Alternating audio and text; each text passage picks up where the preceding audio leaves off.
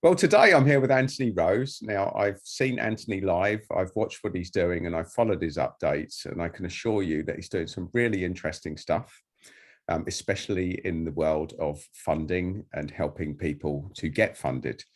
So I wanted to tap into his expertise, and thanks for joining me today, Anthony. Thank you. Thanks for having me.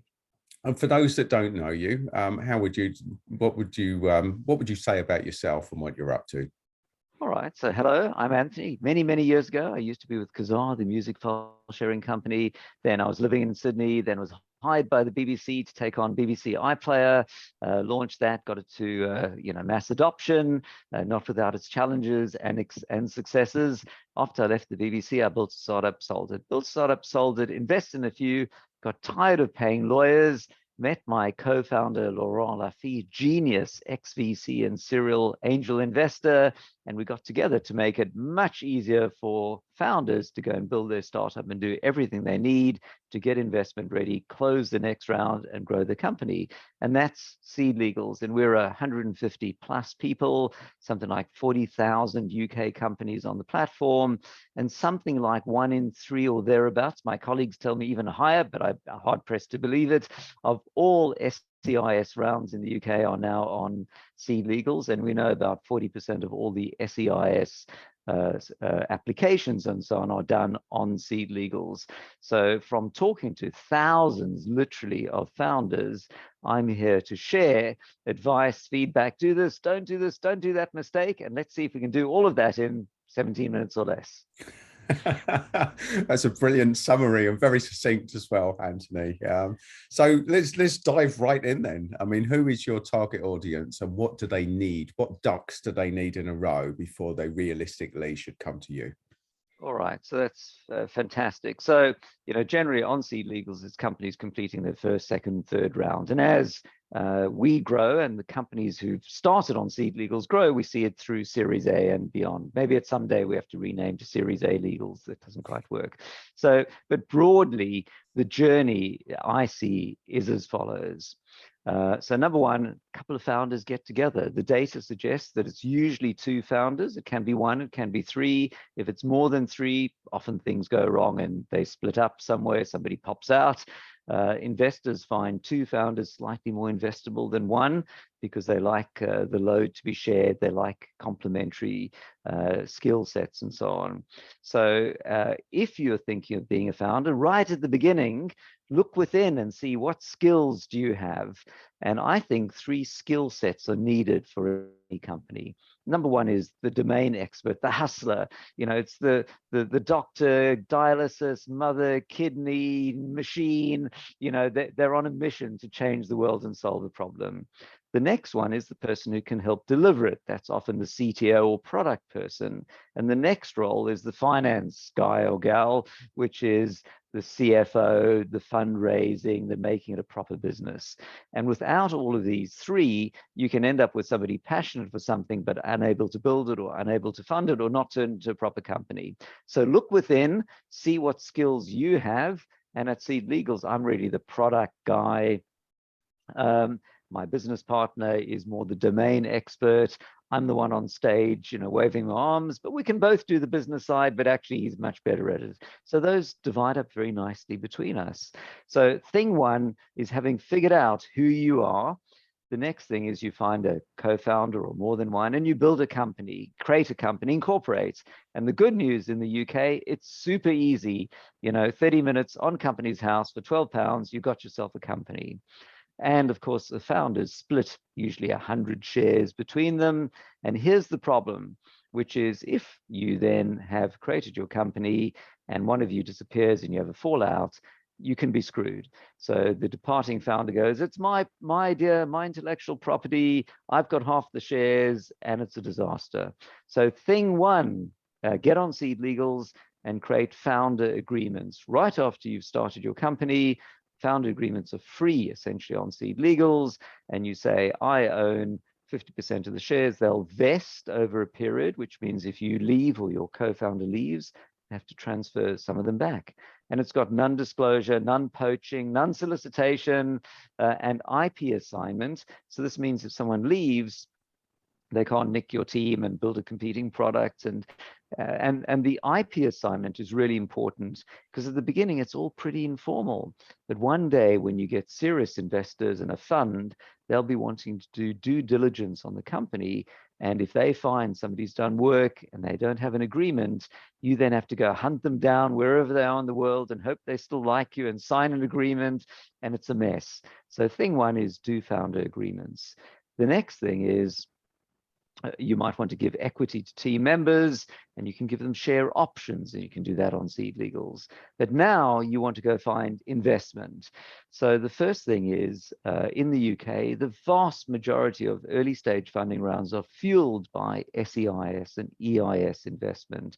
For those who don't know, that means the investor gets a 50% tax rebate on their investments. So if they invest £50,000 in your business, they can deduct 25 off this year's tax, or most people don't know, last year's tax as well, or instead. So you can apply for SEIS advance assurance. It's not legally required, but getting that letter from HMRC is usually the difference between, yep, I'm in, or come back when you've got your advance assurance. And you can do that super easily and efficiently and reliably on SeedLegals. So now you've got your advance assurance, and you now want to do a funding round. And your first problem is, what valuation do I pick, and how much do I need to raise? So should I pick a valuation of £10 million? Because I've read that on TechCrunch. So how do you pick what valuation? And there are a few ways to do it. So thing one is, you can read TechCrunch and probably take at least 1 0 off the end, because those are insane American valuations, a bit less these days. Secondly, you can ask your accountant, if you've got one, and they might say, are you making a profit? And you go, oh, no. And they go, are you making a revenue? And you go, oh, not really, no. And they go, are you losing money? And you go, oh, yes. And so not only will the value be 0 from your accountant, but they might say, you don't have a going concern, you have to shut it down. So don't go do that. And the reason is, accountants will value you based on your past financials, and investors will value based on future potential. So really what we've seen on SeedLegals is a pattern over many thousands of rounds. Our data shows companies dilute a median of 10 to 15% in an early stage funding round, and a bit more in later stage rounds. And that means the valuation is simply typically 5x the amount that you want to raise. Maybe 7x in earlier rounds. So if you're looking to raise £250,000, you multiply that by 5, roughly a £1.5 million valuation. The investors get 1/6 of the company at the end of the round, which is about 15%. So that's typically the formula. If an investor wants 30% of the business, you'll be uninvestable if you do that a few rounds later. And if you sell just 3% of the business, that's fantastic. But it usually means you either could have raised more, or your valuation was insanely high. And when it comes to your next round and you've got astute investors, you're going to have a down round, because you just won't be able to sustain it. So that's your 101 on valuing your company. And here I think it goes in a few patterns, which, Adam, I'm sure you've seen. It's typically, well, here is the pattern, which is our SeedLegals data shows founders put a median of £26,000 of their own money into the business up front, because nobody invests just on a PowerPoint. So you have to build a MVP, prototype, whatever it might be. And then you might go out and raise 50K from friends and family, or raise 150, 200K from angel investors within your typical SEIS round. And then you might do a seed round, raising £500,000 or £700,000 from smaller funds and existing and new angel investors to get your product to market and get traction. And once you've got revenue, then you'll do a Series A round, raising a few £1 million from VCs. And then you look to sell your business after that. And if you're diluting 15% each time over 3 rounds, at the end of which, and you create a 10% share option pool for your employees, the founders still are the majority shareholders, which is important. So there, in a nutshell, is the life cycle of a company from idea to exit, and the legal things to do in between. One last thing, which is we used to say that on Seed Legals, we help you do a funding round. And now I joke that we help you not do a funding round, because this is the rise of agile fundraising. And once upon a time, you had to get all the investors together to leave on the bus at the same time to raise 200,000 or 500 or whatever £1,000. But it's hard work and it takes forever. And these days you're getting lowballed on valuations. So what if you met someone in the pub and they go, I love what you're doing. Can I invest 20K? Instead of saying, come back in 4 months when I've got my funding round, you really need the money now. So can you say, let me send you a seed fast? That means you send me the money now. I give you documentation that says, when we do our funding round, your investment will convert into shares. And because you've come in earlier, I'll give you a 10 or 20% discount compared to the investors later. So that's your incentive. And if I don't do a funding round, typically within 6 months for SEIS or EIS compatibility, then your shares will be issued anyway at a valuation we agree now. So this is the fast way to get money from individual investors ahead of a round. And when you do a round, you can do a rolling close round and top up later. So we help companies do this on Seed Legals. And there's now amazingly more money raised outside of funding rounds in early rounds than in the round itself. So we've completely transformed the way UK founders can fundraise. So that was a long answer to that question. I'll be brief on the next question. It certainly was, Anthony, but it was a very comprehensive answer. If anything, it's given me like several questions that I could, or comments. It's piecing it all together. So let me encapsulate the overview of what I think that you've just said, is that Seed Legals is a resource for people looking to raise funding. And really the key distinction here is the legal aspect of it and protecting themselves. Because I've heard horror story after horror story of businesses that did get funded with their mates or co-founders that they could really trust. Then when money on the table, people change. You've seen it. I've seen it in multiple different arenas, and people fall out. And you're offering people the legal protection that they don't know that they need yet. I think you've summarized it perfectly, because, when you get together with someone else in the pub, hey, you got 50 shares, I got 50 shares, you got 40, I've got 60. Life is easy. But as soon as the company valuation is £1 million or £2 million, suddenly people are seeing big money, and things that were friendly become acrimonious. And my goal at Seed Legals is, the legals is really the byproduct. It's the framework that helps people decide what they want to do, empower founders, and then protects all parties, the founders between themselves, the founders from the investors from the company. And for me to create that sort of playbook, that means the ecosystem evolves efficiently, rapidly, and when shit happens, people are protected. And I like, and although the product ultimately is legal documents, I like to think of what we do as almost the manual for your car. So you get in your car and you drive, and somewhere around out in the countryside it breaks down. You take out the manual, being the shareholders agreement, the articles, the founder agreement, the employment agreements. You open the manual and you go, this has happened, and if we've got a good answer, we've done well and we've helped save you.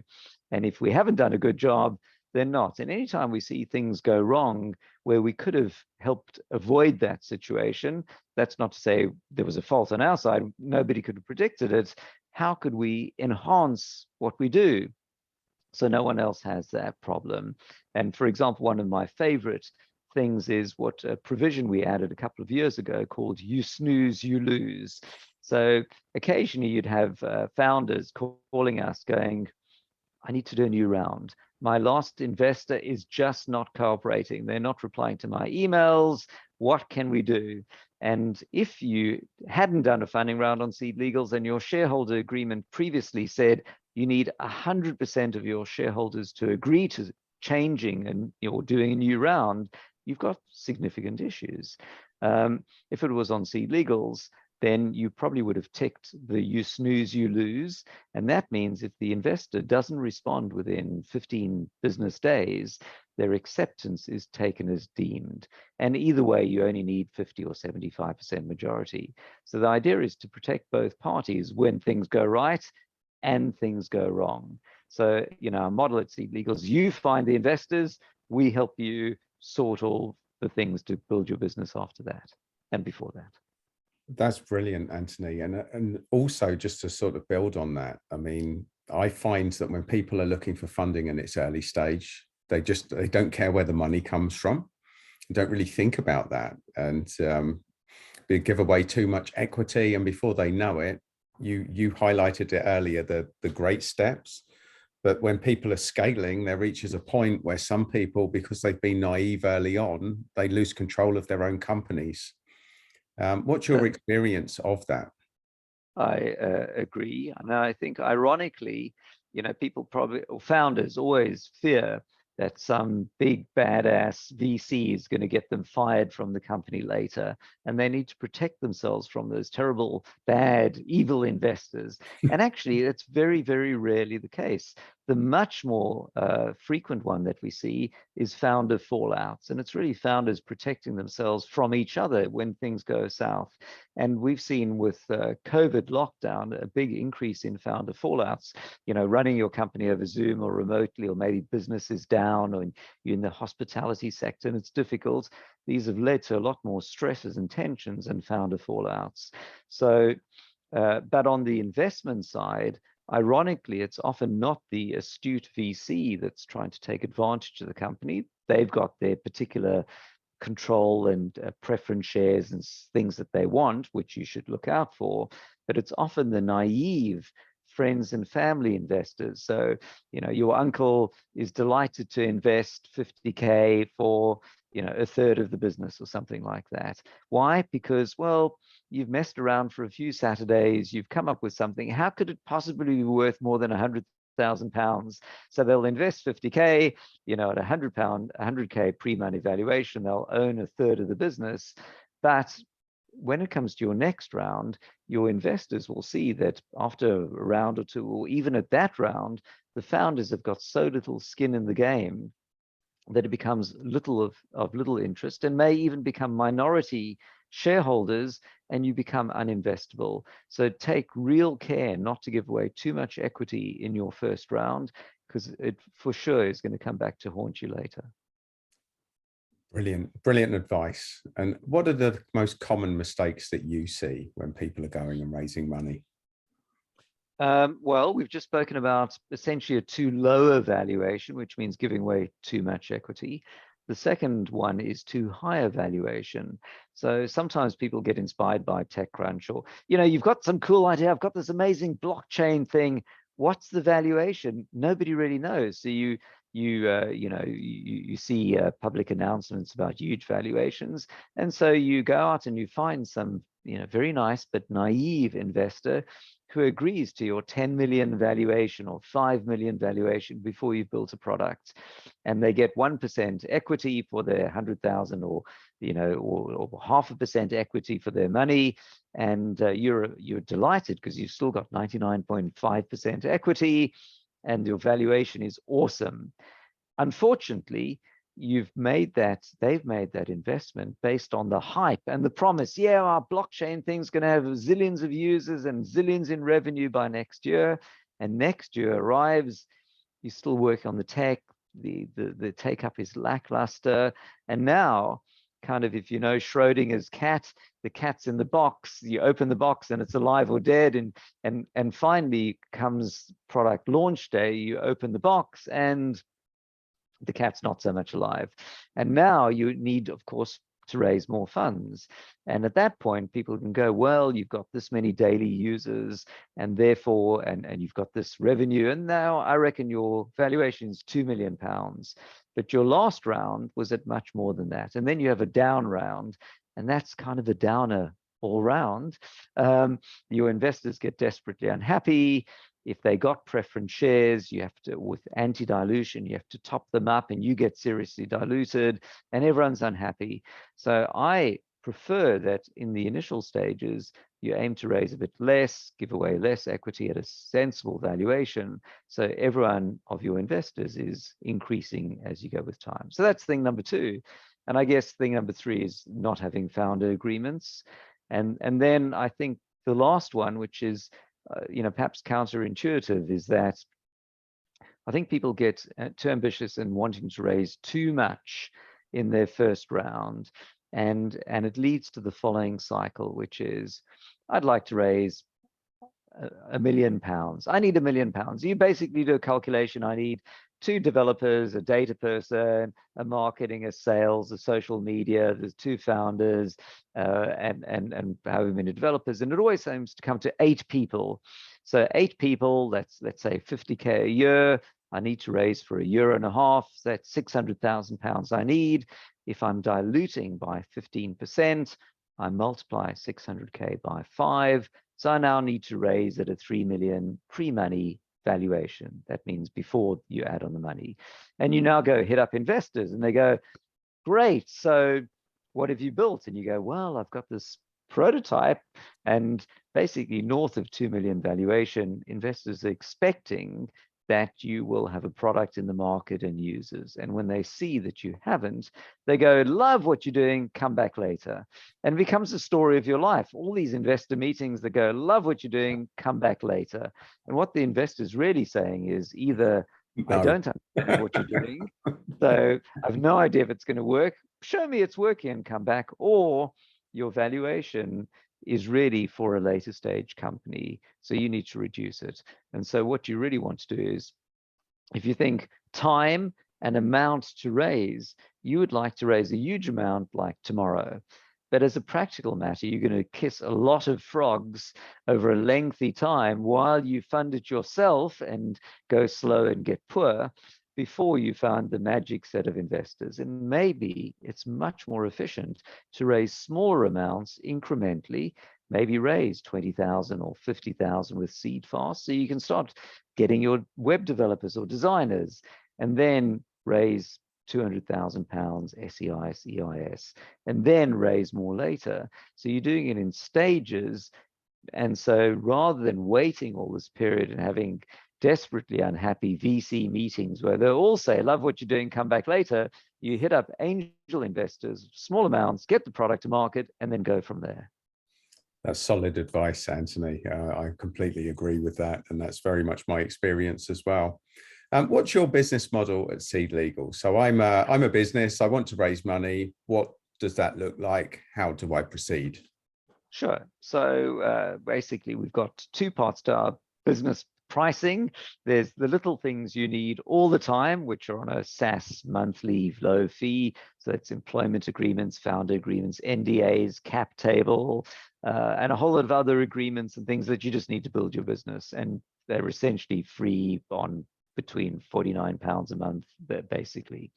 And then for the things you need some of the time, like a funding round, a seed fast, those are paid per instance and usually sort of scaling with the amount you raise. So basically, if you're looking to raise £200,000, your funding round is going to cost you £2,000.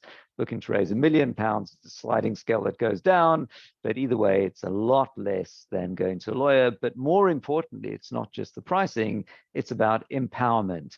So on the platform, there's data, there's instant help, it's 24/7, you're empowered and you can run and lead with the term sheet and send it out, or with the seed fast, so that you're driving as the founder rather than have some lawyer sending you 50 pages of things and then you try and figure it out.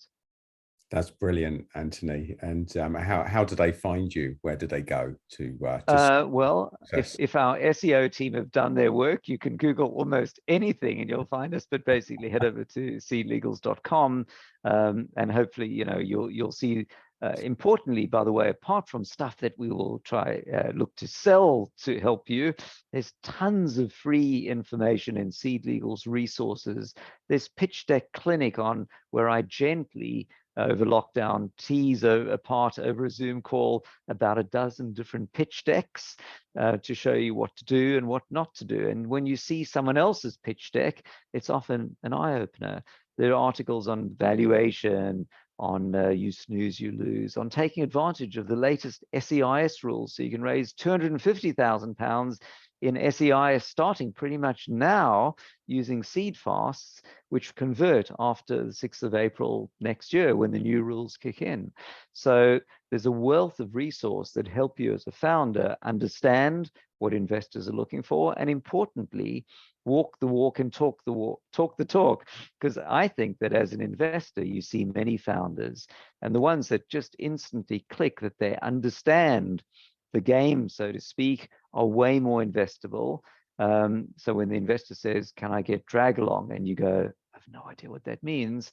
That's a red flag. If they go, yes, if you go, yes, you get drag along and it's 75% majority, the investor knows you know what you're talking about. The deal will complete efficiently and they can't take the mickey because you know the rules. So get up to speed on the resource section, tons of stuff, completely free. That's brilliant, Anthony. And before we check out, is there anything else you'd like to add? So yes, I mean, one of the interesting things is, you know, we do a good fraction of the UK funding rounds, but we haven't done anything in the crypto space. And one of the reasons is pretty much zero people come to us going, I'm looking to offer, you know, do an NFT round. In fact, when I've gone to crypto conferences, most of the companies there are on seed legals. And the first step to being a crypto company is to raise £200,000 SEIS, EIS on seed legals. But there is a whole brave new interesting world. And so we've been dipping our toe in the water there. The first product we're going to offer is a SAFT. So SAFT is a simple agreement for future tokens. It's inspired by Y Combinator's SAFE, the simple agreement for future equity. And that is the same as Seed Legal, Seed Fast. So we're developing a SAFT product. That means that you can do a token round in the future.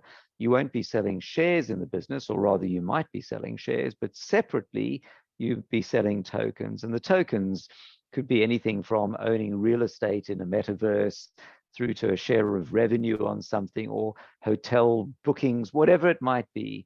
And so that whole crypto area is, you know, really unknown in the legal space. Which jurisdiction you're in, you know, which law firm knows anything about it. There are a lot of charlatans and scammers. And so what we're looking to do is saying how, in the same way we've productized funding rounds, how can we do the same in the crypto space? So if you are interested in issuing tokens in the future, the simple agreement for future tokens, the SAFT, might be what you're looking for now. And we'll have that on Seed Legals very shortly. But hit me up with any questions about that. And I'd like to do my product market fit research to find out exactly what you're looking for and then have a solution for you in that space. And I think we'll follow that with a token warrant, which is the next, I think, hot item in the crypto space, which is often to say, I'll raise money in a traditional funding round, but to make my company more exciting than others and to incentivize the investor, I will also give you a warrant, which is a right to tokens in the future. And I can either give that to you for free as a sweetener on the funding round, or maybe I will actually raise half in fiat and half in, you know, BTC with the warrants or SAFT. And I think that hybrid funding round will be really interesting. And I'm looking to power that on Seed Legals. I'm not quite there yet, but I'd love, if you are looking for anything there, drop me a note, anthony@seedlegals.com, hit me up on LinkedIn, and I'd love to see what we can do to learn more about what you want and actually have the perfect product for you as well. That's brilliant. Anthony, this has been really insightful. Thank you for your time. And I shall share all of the links below. Thank you. All right, fantastic. Thank you.